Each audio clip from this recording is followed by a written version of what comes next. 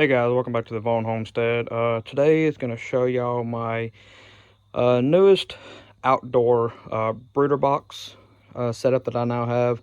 I got the design here from a guy who's been kind of, I guess you could say he's mentoring me on getting started with the Old English game bandy stuff. A lot of my stuff has actually come from him, which in fact, all of my sets of Old English game bandies, other than my first set, have all come from him.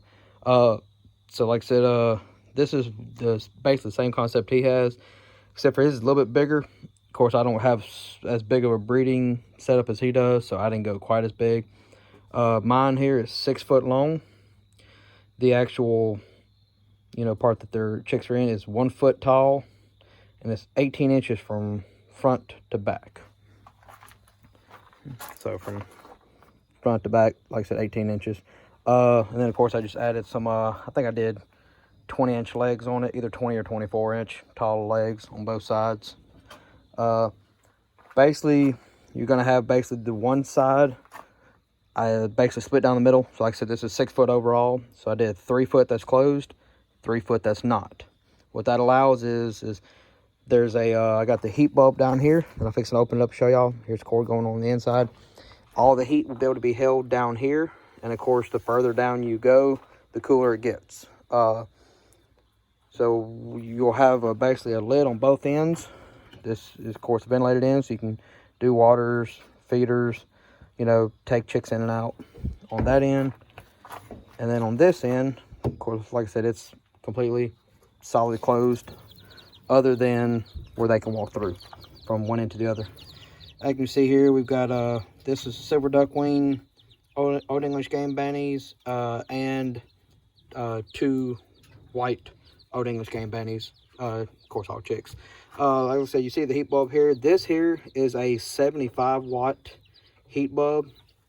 I've already opened it a couple times, but got this little thermometer here showing that's 88. It was on 90. Currently the temperature outside is about 50 degrees. You get back. Then on this end is showing 65 right here. So of course down here it's going to be a little bit cooler. But as you can see, just the difference.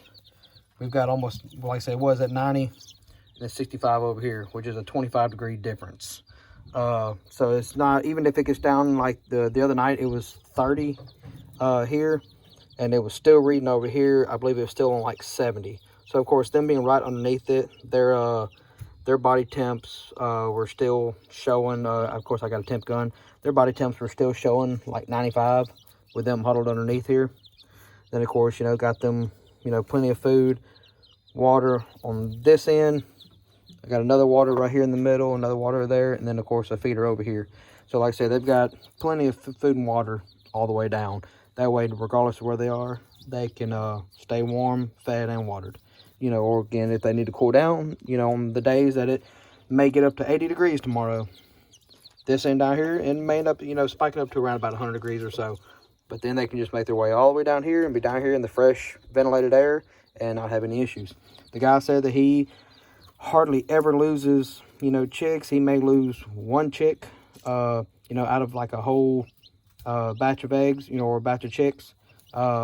He says he really doesn't have like much of like a death rate doing this particular setup, and he's been using his same setup, which his is an 8 foot wide, or 8 foot long by 2 foot wide, front to back, and then still only a foot deep.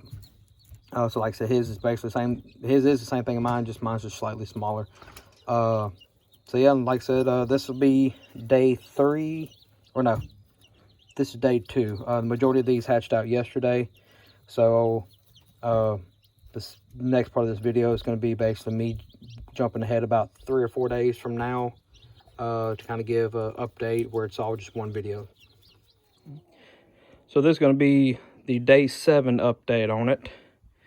As you can see, because of the heat lamp that's down here on this end, the kittens love laying right there on top of it because of that little hot spot. So I'm going to do a little check-in on them. So far, we're still 10 for 10.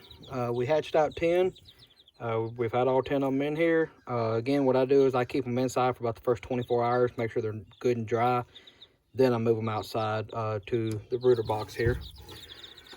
As far as right there, it's reading as 92. On this end, we're getting 72. Again, that's right at the middle mark right here. Again, got their food tray. Got a water there, another food tray, and another water. And they have been doing excellent in here. Haven't had any issues.